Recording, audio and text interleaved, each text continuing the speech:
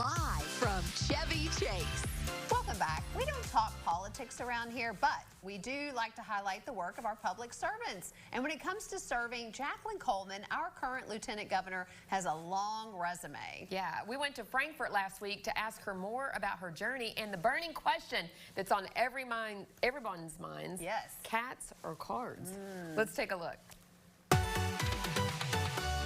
Well, Jacqueline, thank you so much for having us to your office here, your temporary offices. And the Capitol was beautiful before, so I'm excited to see it when the renovations are complete. Yes. But talk about your background, because maybe not a lot of people know about your past and where you came from, and it's a great story. Yeah, well, thank you. So I come from the sprawling metropolis of Bergen. In Bergen, we had about 1,000 people in a four-way stop, and that's it. K through 12 school, all in one building with about 400 students. So it is truly a tiny little town, and I love it, and it's why I have such a love of small towns in Kentucky, because I know what it feels like to grow up in one. So I went on and I graduated from Mercer County High School. Played basketball, went on to Center College, played basketball there as well, and had an amazing experience at Center. It's very close to home, but we were kind of in our own little, they call it the Center bubble, you know, like on a campus, so that was nice. After that, I went on to graduate school at the University of Louisville, and I got a master's in political science and worked on the women's basketball staff there, and had a great experience traveling the country and really getting to know what a major Division I basketball team does. And then I went into teaching after that. Once I finished, I became a high school teacher and basketball coach back in Bergen, where I started. Wow, full circle. Full circle moment. Yeah. My fourth grade teacher was the principal who hired me. Oh my gosh. Yeah, so that was a really neat thing. And then I spent my career as a teacher and a basketball coach, and spent most of my career at East Jessamine High School, which is right outside of Lexington. It's where I met my husband, and it's where I gained two bonus sons, Will and Nate. It's actually where I met my adopted daughter, Emma. She played basketball for me there, and we adopted her eventually. And then went on to Nelson County High School to be an assistant principal. And that's when I got a call from this guy named Andy Bashir. And this is a great story in that he called and wanted to meet, and so I had to wait until the last bus left the parking lot, because I was on bus duty. Oh yes. To go have the conversation about running for lieutenant governor. I'm like, there's no chance that any other conversation like this required someone to wait until the last bus left the school parking lot. Right. You had a job to do, though. Very important job. That's right. That's right. So, and the rest is history. Were you shocked to get that call? Were you anticipating it at all? Not at all. I thought he was going to tell me that he was going to run for governor and ask me to support him. Okay. But he started in and he said, well, the first decision I have to make is who I want my running mate to be. And my mouth dropped, and he said, did you not think that's what this meeting was about? And I said, Andy, I just left bus duty. No, I did not think that this is what we were going to talk about. So it's just a funny anecdote about how this all got started. Oh, Well, did you have any hesitations? Was it an immediate yes? Or how did that process work? It wasn't an immediate yes, because I had to think I knew how serious it was on a statewide campaign scale.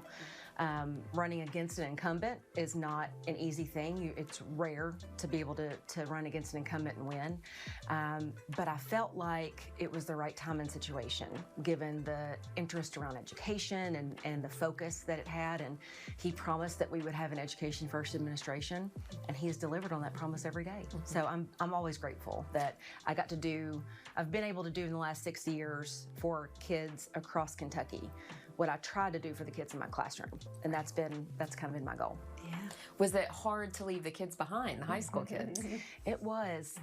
They are, they're funny. They're little adults that are coming into their own. And, I'm teaching them about government and how it works and what to do when it doesn't work for you. And so just the conversations that we got to have and the insight that they gave me into our community and their families why I think I have enjoyed this role so much is because that is really what drives me. Yeah. Yeah. So what is your job as Lieutenant Governor? What are your responsibilities? I see a lot of ribbon cuttings and things like that, but I know there's more to the job than that. There is. Well, so the long and short of it is the Lieutenant Governor's job is whatever the governor says it is.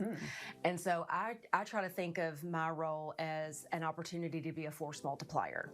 So I go where the governor can't be. I deliver our message and our work to places where, if he has to be in one side of the state, I'm on the other. And so I do what he does in his absence is kind of a way to think about that.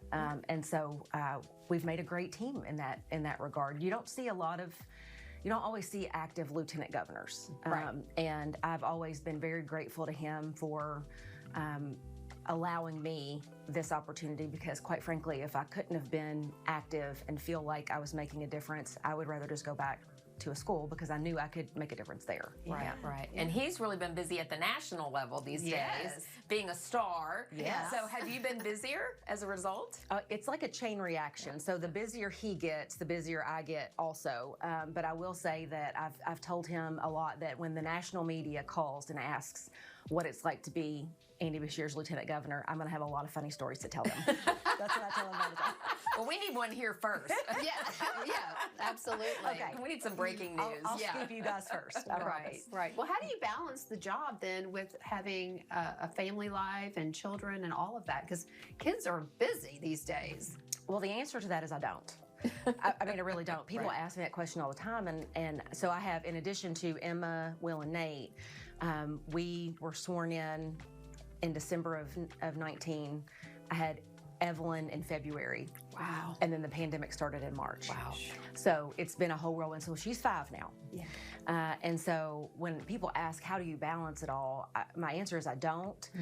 But there's a season for everything, right? So there's a campaign season where we just know I'm probably not going to be home a whole lot, especially in the evenings. So we have to plan for that. During the holiday, it kind of slows down a little bit, so I'm able to do more and be around more. As you know, summer it can be hit or miss. It really just depends on that ebb and flow. It's a lot like basketball season. Right. And my husband was a coach too, so it's like you have your preseason, your regular season, your postseason, your off season. And so you just kind of have to, now that we've kind of gotten in the flow of how this goes for about 6 years, we can kind of anticipate a little bit better than we could before.